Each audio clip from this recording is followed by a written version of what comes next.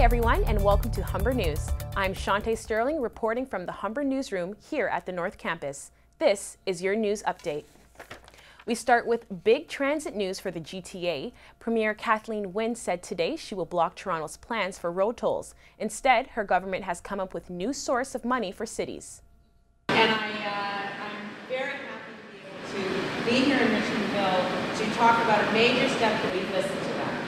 So Wynne has come out against road tolls on the Gardiner Expressway and the Don Valley Parkway. Instead, Wynne's government is doubling the municipal share for the existing provincial gas tax. Wynne is promising that by 2022, the share will increase by 2%.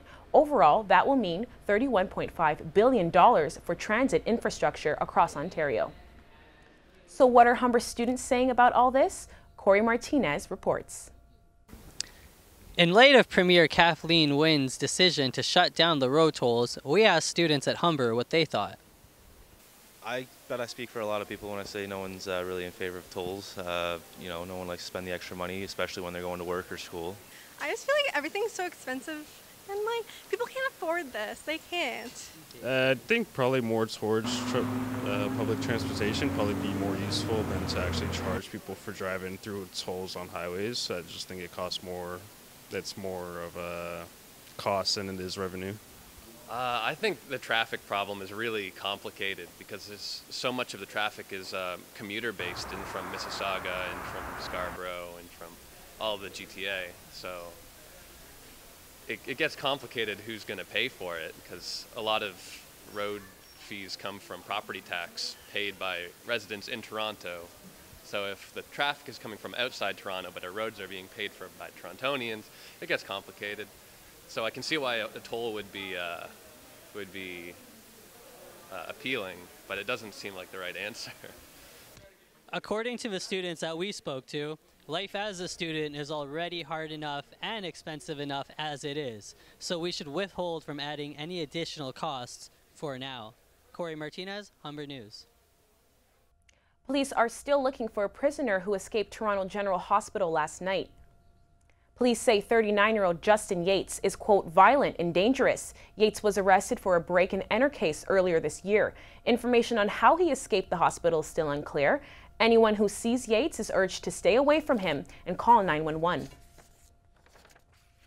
Overseas today marks the 72nd anniversary of the liberation of Auschwitz.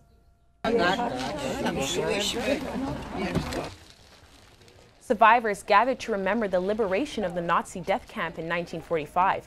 They also opened a new exhibit that features personal items from Auschwitz victims. That will be on display for the first time to the public this year. The items were first discovered in 1967, but were forgotten until last year. Between 1.2 to 1.5 million people died at the camp during World War II. British Prime Minister May is meeting with President Trump today at the White House. This will be Trump's first meeting with a foreign leader since he took his office last Friday.